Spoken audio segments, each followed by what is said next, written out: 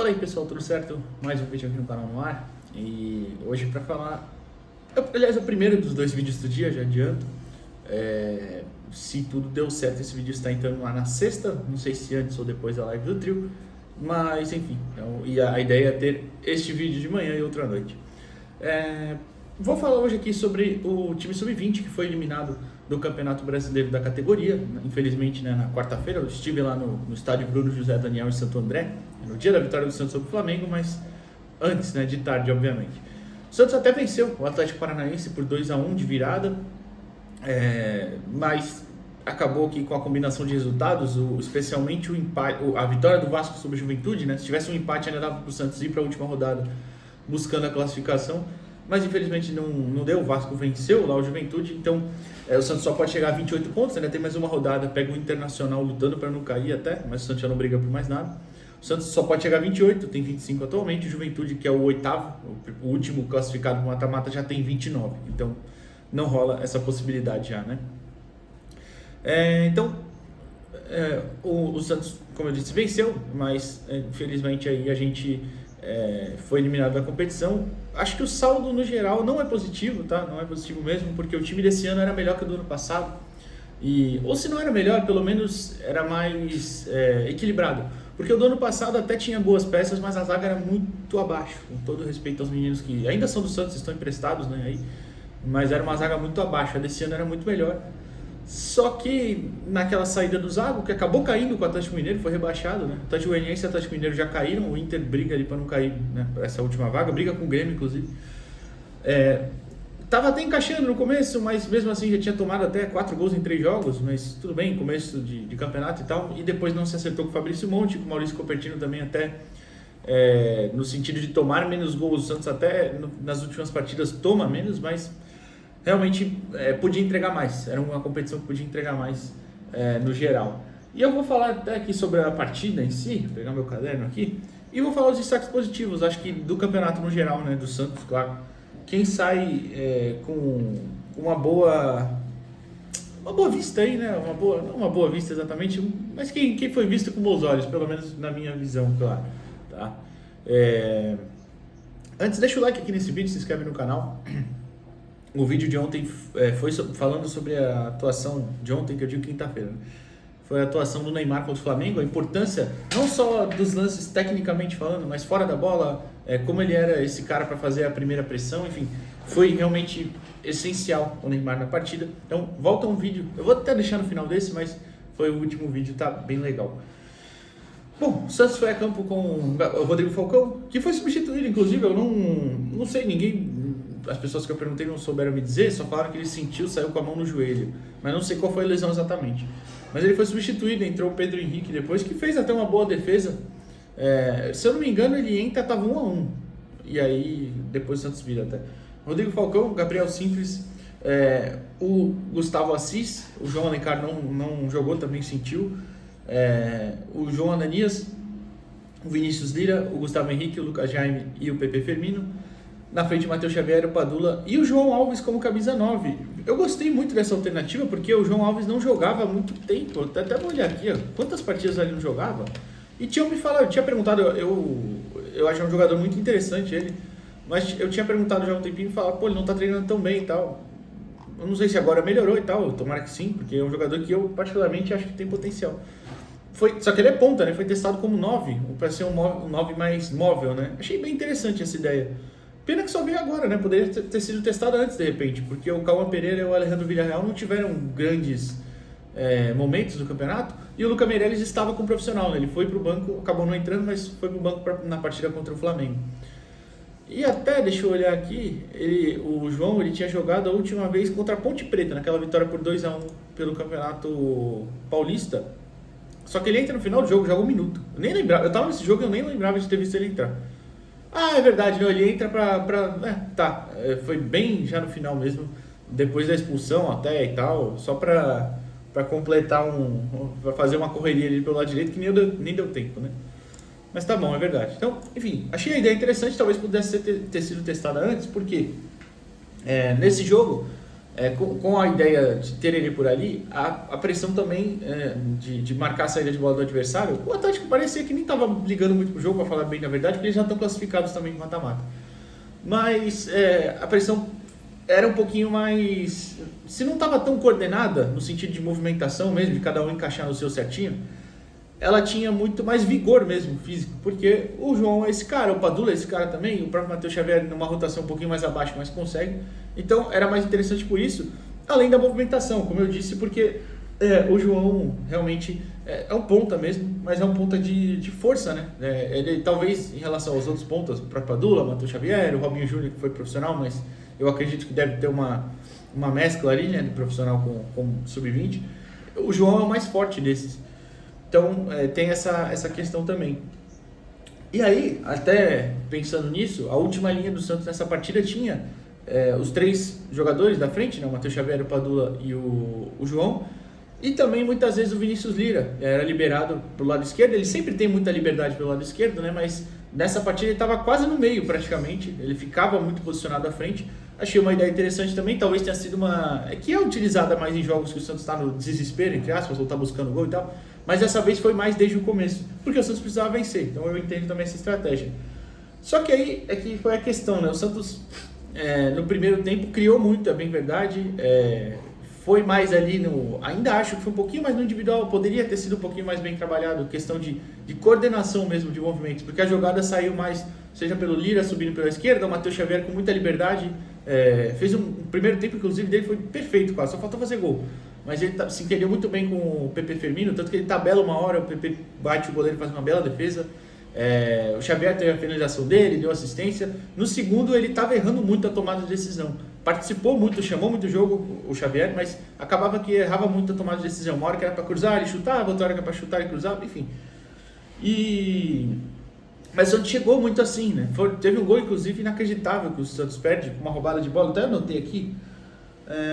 Foi aos 30 minutos, que é uma roubada de bola que começa pelo João. O João se movimenta, consegue a roubada. O Xavier, eu acho que demora um pouquinho, eu até anotei aqui, cadê? Enfim, eu não achei aqui, mas ele demora um pouquinho para soltar a bola. Quando ele solta, a bola acaba, o Padula chega batendo, o goleiro defende. Tem outro lance também que é uma roubada, que é um cruzamento no meio, o PP bate por cima, enfim, o Santos teve várias oportunidades. Isso foi melhor que outros jogos, por exemplo, contra o Bragantino, o primeiro tempo foi um nada do Santos, nada mesmo, no segundo até criou bastante oportunidades e tal, que inclusive foi uma partida que fez falta a pontuação, né? Termina em 1-1, o Santos se vence aquele jogo e venceu esse, estava classificado, ou pelo menos com chances, né? Melhor dizendo, quase ali. Enfim, e aí acaba que toma um gol, né? Na primeira etapa ainda, numa falha do Assis, que foi dar um bote, como eu disse antes, a pressão talvez não tivesse tão coordenada, né? Então o Atlético conseguiu bola no zagueiro, no lateral e lançamento direto, que é um lançamento que não é muito eficaz, né? Lançamento direto do lateral pro ponta. Só que nessa o Gustavo Assis sai para dar um bote muito afobado e erra, o jogador do Atlético tem um caminho livre para fazer o gol, bateu muito bem inclusive, e o Santos vai para o intervalo com 1-0. Até sobre o Assis, já é a segunda falha dele em um jogo muito próximo, assim. A outra tinha sido contra a Ferroviária, né? Que é 1-1. Que aquela até dá para entender, porque foi naquele campo horrível do Estádio Espanha. Ele vai voltar a bola para trás, meio que sai mascado, passe. O jogador da Ferroviária rouba a bola e faz o gol. Mas não pode, né? Não pode. É o primeiro ano dele de sub-20 ainda também. Jogador afobado já é difícil. Agora zagueiro afobado aí faz merda. Não que ele seja afobado, mas ele foi nesses dois lances, né? Especialmente no de quarta-feira contra o Atlético, porque ele saiu para dar um bote meio desesperado. Mas enfim, na segunda etapa, o gol de empate sai com o Gustavo Assis, né? Que é um bom cabeceador, inclusive. No Sub-17 ele fazia alguns gols de cabeça no Brasileirão. Eu lembro de um que eu estava lá, inclusive, na lateral do gol mesmo, que a CBF deixava ficar dentro do campo na época. Contra o América Mineiro, ele sobe muito bem, faz o gol. E ele empata com um belo cruzamento do Pepe Firmino, ele cabeceia e empata o jogo. E aí depois o Santos foi para a pressão ainda mais, né, total e completa, tem chances com o João Alves tem uma de cabeça, o PP tem outra, o Gabriel Simples chega chutando uma bola pelo lado direito, enfim. E as substituições que o Coutinho fez, até não na ordem, tá, vou falar todas só, o Falcão, como eu falei, saiu porque sentiu o joelho, entrou o Pedro Henrique, saiu o Gustavo Henrique, o PP, o Padula, o Xavier e o João Alves. E entraram, repito, não na ordem, Profeta, Enzo Boer, Bernardo, o Felipe Laurindo e o Alejandro Villarreal. Mas o Santos, todas as substituições foram feitas até as primeiras, quando acho que as primeiras é a entrada justamente do Villarreal e do Bernardo, se eu não me engano foram essas as primeiras. Melhoraram o time até, porque o time começou a dar uma riada, uma cansada, e o Bernardo entrou muito bem também na partida. É bom, inclusive, ver ele pegando essa sequência, né? E o Santos tem um pênalti até, um passe do Bernardo pro Villarreal. O Villarreal se enrola até e bate em cima do jogador do Atlético, vai na mão, se eu não estou enganado, se a memória não está falhando já. E tem um pênalti. O Gabriel Simples bate, o goleiro pega. E aí eu pensei, puta, agora já era, né? Mas o Santos ainda arruma o gol da vitória com uma boa jogada do Enzo Boer, né? Ele recebe o passe do Bernardo, o Bernardo até abre livre, mas ele vai carregando por meio, acerta um chutaço, um baita gol. Inclusive tem entrevista com ele aqui hoje, além do Copertino, fazendo uma análise da eliminação. E aí depois teve esse, como eu disse, teve esse impacto, né? Depois de perder o pênalti, uma queda. Mas ainda assim eles conseguiram o gol, né? Tudo mais. O Atlético vai para uma pressão final que não dá em nada. Mas não adiantava nada nos resultados, né? Enfim. E aí, não foi por essa partida em si, que até foi uma boa partida, o Santos dominou e tudo mais, repito. A eliminação não veio por esse jogo, foi por outros, né? Por perdas em pontos, né? Como eu já falei aqui, em pontos que deveria ter vencido. Cuiabá, por exemplo, fora de casa, né? Que foi um 2-2 que a gente deveria ter vencido. Aquele contra o Atlético Goianiense, tudo bem que a gente foi prejudicado, teve um gol mal anulado, mas o Santos não jogou bem o primeiro tempo. Fluminense em casa, não podia ter perdido. O goleiro dos caras fez uma baita partida, mas não podia ter perdido. Cruzeiro em casa, o Santos tomou um cacete no primeiro tempo de 3-0, depois no segundo até faz 2. O Corinthians, né, que a gente era muito mais time que o Corinthians tá em 15º até, brigou ali, flertou com o rebaixamento, mas não chegou a brigar também muito assim. A gente era muito melhor, ficou na frente várias vezes e deixou o Corinthians passar à frente. Enfim, pontos perdidos aí que não poderiam se dar o luxo de perder, né? Então, até o Copertino vai fazer uma análise na resposta que ele me deu aqui no final desse vídeo sobre o campeonato no geral, sobre o que eles vão jogar. Falou que vão tentar amistosos, torneios no exterior, porque só tem o Paulista agora, né? O Santos deve classificar, tá em sexto, mas deve classificar. Mas é importante jogar mais mesmo, é fato. Agora, quem saiu com saldo positivo dessa competição? Eu acho que tem dois nomes extremamente óbvios, né? Que são Lucas Meireles e Vinícius Lira. Lucas Meireles, artilheiro da competição com 13 gols, inclusive... Talvez ele perca essa artilharia, porque o segundo artilheiro é o Cauã Batistella do Cruzeiro, que está com 11, mas o Cruzeiro está classificado para mata-mata. Então, não sei até onde vai, né? O Cruzeiro, de repente só joga um jogo e perde, mas de repente vai até a final. Então, o Luca pode ser que perca essa artilharia aí, mas claramente uma temporada aí, muito boa na competição. Se eu não me engano, ele fez 13 jogos mesmo, dos 18, e fez 13 gols. Vou até olhar aqui rapidinho. Mas enfim, foi um claro destaque, exatamente isso, 13 jogos e 13 gols. Aliás, 13 gols em 13 jogos. O Vinícius Lira, como eu falei, maior garçom do Santos no campeonato, com 4 assistências, ainda fez seus 2 gols, não, 1 gol na competição também, mas sempre sendo uma alternativa ali muito interessante pelo lado esquerdo. Eu até falei falei ontem, né, no vídeo de quinta-feira, aliás, que eu ia fazer um vídeo do Souza e falei na análise, a gente tem 2 jogadores aí para a lateral esquerda em um curto prazo e um pouquinho maior, que são espetaculares. Souza, Vinícius Lira e Rafael Gonzaga. Essa safra de lateral que o Santos está revelando, lateral esquerdo, né, é espetacular. Então, é muito interessante ver essa qualidade. Quem mais eu poderia falar? Eu acho que o Lucas Jaime fez uma reta final muito boa. Ele não jogou tanto, eu vou até olhar também quantos jogos ele jogou, mas ele jogou mais no final só da competição. E muito interessante, porque é um jogador, é um segundo volante de muita qualidade, cobre muito espaço no meio de campo. Precisa melhorar ainda algumas coisas, claro, a finalização dele principalmente, que ainda é muito abaixo para um segundo volante, para um cara que chega muito à frente. Mas tem um bom passe, é um jogador de vigor físico muito grande. Foram só 6 jogos dessa campanha. Ele joga mais no final mesmo, como eu disse, nessa reta final, especialmente com o Copertino. Mas é muito bom jogador, primeiro ano do Sub-20, ele era o capitão do Sub-17 ano passado. Até eu vou olhar aqui, ó. Ele jogou contra o Juventude, o Fortaleza, o Flamengo, o América Mineiro, o Red Bull Bragantino e o Atlético Paranaense. Então, é um jogador bem interessante, que acho que sai com um saldo legal também. Eu não vou falar que saiu com saldo negativo, porque eu achei que foi muito por conta das mudanças de comissão, do problema que a gente teve aí de acertar um time, mas eu acho que esses 3 nomes aí, como nomes que fizeram boas competições, poderia até falar mais aqui. Eu acho que um destaque um pouquinho menor, mas também com boas valências aí. O Matheus Xavier fez 4 gols na competição. O próprio Robinho Júnior no profissional teve uma reta ali que ele emenda uma sequência de 3 gols. Se eu não me engano, ele terminou com 3 gols e 3 assistências também nessa campanha. Termina não, porque ainda tem um jogo, de repente ele joga mais esse jogo. Mas é um pouquinho abaixo. Ele, o Robinho Júnior, o Matheus Xavier, quem mais? Talvez esteja esquecendo alguém. A dupla de zaga tem muito talento, mas é que acaba que sofreram muitos gols e tal. Mas repito, eu não acho que foi culpa deles. Acho que foi um sistema que foi um pouquinho... Não foi mais ajustado, digamos assim, né? Foi um pouquinho bagunçado. Não foi culpa deles necessariamente, mas são 2 bons zagueiros de muito potencial. Acho que é isso. Não sei se eu estou esquecendo alguém. Eu acho que... O Bernardo, eu ia falar. O Bernardo, a gente sabe a questão das lesões dele, né? Convive, infelizmente, com essas lesões, mas agora ele engatou uma sequência, tem engatado, espero que continue, porque tem muito potencial, e mostrou nesses jogos, foi muito bem nesses jogos. Foram 7 jogos nesse Campeonato Brasileiro. Tá jogando mais no Paulista, acredito que vai jogar também mais vezes, que hoje a posição de meio armador foi conquistada pelo PP Firmino de forma muito justa, aliás. E aí tem a alternativa dos dois, né? São jogadores um pouquinho diferentes, mas tem essa alternativa aí dos dois. Ainda tem o Rodrigo César também, que algumas vezes joga por ali, né?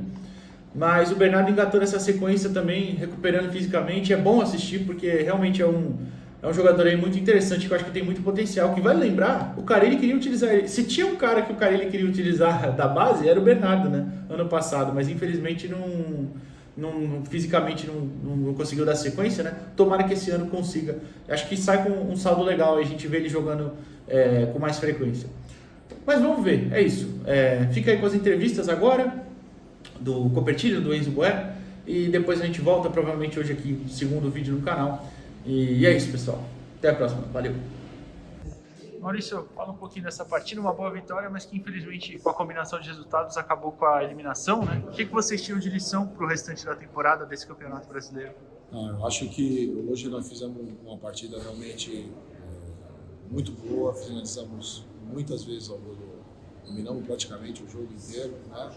Lógico que a gente fica triste com essa eliminação da competição, uma competição importante, que é o Campeonato Brasileiro, mas o que nos deixa feliz que depois da minha chegada aqui, eu até parabenizei a rapaziada, eu acho que o time está entendendo que a situação de competição, começar forte uma competição, manter o nível de atuação sempre, é sempre muito importante, né? Porque é uma competição muito dura, com equipes muito niveladas, então eu acho que dentro com as derrotas, lógico que a gente não quer, né? Mas nas derrotas a gente aprende, de repente, a evoluir melhor a um grupo de campeões para o Campeonato Paulista, para o segmento, para outras competições que vêm no futuro, né? São jogadores de formação, eu tenho uma equipe muito nova, né? Praticamente eu estou disputando a competição do Campeonato Brasileiro com os anos 2007, então isso também nos deixa muito otimista para o futuro, né? Porque a maioria das equipes jogam com seus jogadores de 2005. Isso também é uma situação que eu preciso comentar, né? Eu estou jogando com uma equipe nova, isso não é desculpa nenhuma, mas é uma situação importante para o clube, né? Nós estamos competindo uma competição de 2005, 2006, 2007 e a gente com 7, 8 jogadores 2007. Então isso aí é uma coisa que eu tenho certeza que está sendo importante para o clube, porque o futuro a gente fica muito otimista que as coisas vão acontecer, não só disputar competições, mas também ganhá-las. Falando em disputar competições, agora o Santos só tem oficialmente o Paulista, né, no restante da temporada. Vocês planejam disputar outras Copas, algum outro tipo de competição? Preciso ainda ver com o Rodrigo, mas parece que tem um torneio agora em Dubai, um torneio agora no final do mês, internacional, para a equipe, tem a competição do Campeonato Paulista. E a gente tem conversado muito, né? O Rodrigo tem sido um cara muito complacente com as minhas ideias, com as coisas que a gente vem conversando. Essa equipe precisa jogar, né? Não só o Campeonato Paulista, mas eu tenho 45 jogadores, então eu preciso que essa turma toda jogue. Então fazer amistosos, fazer torneios internacionais, eu acho que é todo um processo que o Rodrigo está tentando, junto com toda a diretoria, com a Quaresma, o presidente, né? para ver se a gente consegue fazer mais jogos importantes para a gente poder também qualificar e melhorar o nível todo do grupo. Fala um pouquinho da partida hoje, uma boa vitória, mas infelizmente o Santos acabou eliminado com a combinação de resultados, né? O que vocês tiram de lição desse campeonato? A gente tira de lição que acho que o time tem que ser um pouco mais maduro, a gente tem que começar a decidir mais jogos, erro bobo não pode cometer, mas fico feliz pelo gol de hoje e agora é seguir focado no Paulista e tentar trazer esse Paulista. Hoje eu acho que é a primeira vez que a gente conversa aqui, então como tradição, peço para você falar um pouquinho sobre como você chegou ao Santos e as suas características para o torcedor que ainda não te conhece. Eu cheguei meio do ano passado, eu jogava no São Paulo, aí acabou o contrato, eu vim para o Santos. E minhas características é um ponta rápido, com leitura de jogo, acho que tem uma boa finalização e gosto do drible. E é isso.